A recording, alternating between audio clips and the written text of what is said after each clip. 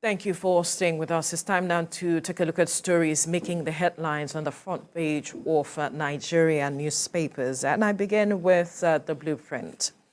The major story here says Defense headquarters to politicians on May the 29th make no attempt to scuttle Tinubu inauguration. Make no attempt to scuttle Tinubu inauguration, assures probe over alleged bias against troops at the theater of operation. 70 terrorists neutralized, 2 Chibok girls, 158 others rescued. Operatives arrest 30 informants, 14 logistics suppliers. Those are some riders to that story. You find all the details on the front page of the blueprint. We move now to the First News newspaper, still towing the line of the same story. We won't spare politicians plotting to scuttle May the 29th inauguration, military speaking. And some riders here says, we've not seen reasons why Tinubu's swearing in won't hold. Assures troops on standby to forestall any unwanted happening. You find the details on the front page of the First News newspaper. And to the Leadership newspaper, 24 days to go. Northern youths alleged plot to stop Tinubu's inauguration. And some writers here finger Labour IPOB petition. Inspector General of Police, DSS, demands Ajero's arrest. And another writer here says, it's cheap blackmail, NLC president replies.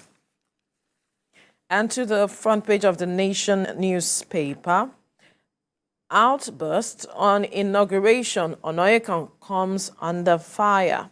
Outburst on inauguration, Onoyekan comes under fire. And a writer here says, senior lawyers knock cleric for questioning president-elect swearing in. Defense headquarters, nothing will stop May 29 event. Kim. Right, and still on the May the 29th handover, the Punch is reporting on the military's latest stance, warning saboteurs, and former President Gowon also quoted their counseling petitioners. Well, the Defense headquarters says further that threats to new president's inauguration will be promptly dealt with, and Keyamo knocks on Oyekan for saying Tinubu shouldn't be sworn in before the tribunal's verdict. Still on the presidential polls, this Nigeria respects sanctity of court. Former President Gowon cautions litigants and urges Nigerians to accept tribunal's verdict. And it's a different twist for the Nigerian News Direct. Anti-party activities, it leads with shake-up as APC okays suspension of former governors, minister, and other party bigwigs, including Nnamani, Ojikalu, and Onyama, enlisted. Daily Trust is next. May Nigeria never experience war, Sudan returnees pray. We slept in the open for 8 days. About 3,000 Nigerians still stranded. More aircraft needed for evacuation. This is according to the federal government. Daily Sun is next and still on the ordeal of returnee students in Sudan as well as Egypt as they recount their ordeal. We thought we'll die, they declare. Federal government promises 100,000 naira each to the evacuees. Escape from Sudan, that's on Vanguard. With gunfire all over, we thought we'd never see home again. Returnees tell more tales of woes. That's on the Vanguard. Let's head now to check Business Day. Dreadful side effect, it says, pit women against contraceptive uptake. Dreadful side effect, pit women against contraceptive uptake. That's an interesting read there. Finally, is Nature News. Nigeria, Mali, 4 others to face acute hunger this year. That's from a UN report saying further that more than 250 million people hungry in 2022. All right, Kemi, let's quickly look at this story that is on a majority of the front page this morning, talking about counting down to the inauguration.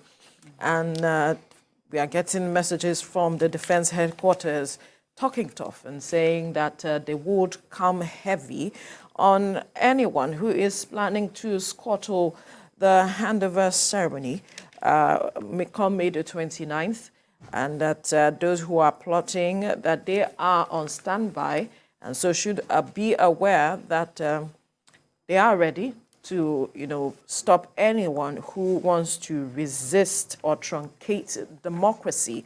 If you look at that story, Kemi, this matter of persons wanting to truncate the inauguration and all of that, this has been coming. The story has been coming. We had where persons have said that let's have an interim government and all of that. But the military has come out again to say that, you know what, we are in support of democracy, and anyone who is planning to scuttle democracy by, putting a hold or stopping the process of the handover, they would address that as quickly as possible.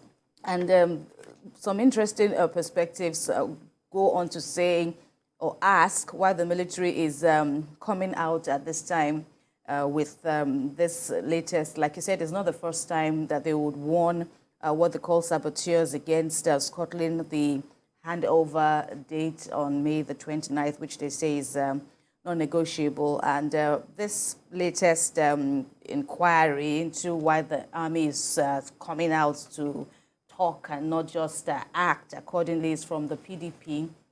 The publicity secretary was saying, and I think somebody else, another group also shared that sentiment, that this is not the first time the army would do so, but in other climes, should they come out to tell us what is new in what the army is saying now? Why don't they just work? And if they have to address Nigerians, they should tell Nigerians who is involved in this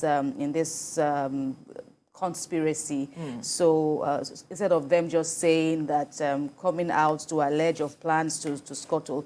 And I don't know, but of course this election cycle has been unprecedented. One of the most contentious. One of the most contentious, even now that elections have come and gone. And matters are in court. Matters are in court. And, people are still, saying that. And the APC is saying that, okay, this is not the first time. All this issues about the timing of the handover whilst petitions are still in court. It's not the first time either. It doesn't stop the courts from doing their work. And if they have to, do the needful in terms of who really won an election, it won't be the end of the world if they have to. And on this handover date, there is no going back. That's what even a former military head of state, Yakubu Gowon, also spoke to this matter, that those who are aggrieved should respect the sanctity of the court, especially whatever the outcome is at the tribunal. Because we've been hearing, talks from persons who are aggrieved, and that they should allow the court to run its course. In fact, in the first place, why did you go to the court if you don't trust the court to do what is needful? And then those who, like you mentioned, are also saying that why the handover before the outcome of what the tribunal will be, that we should put that on, we should address that. Our laws should address that. But we're already on a process. As it stands, we can't start tinkering with our electoral act when we already have a process that has kick-started. Why can't we just wait until then? It begs the question of how do we trust the courts to deliver on what it is set up to do as it stands? Because the question, again, is if you do not trust the courts, why are they there? Why did you go there? Why did you take your matters there? What other means do you have, if not the court, to addressing this matter?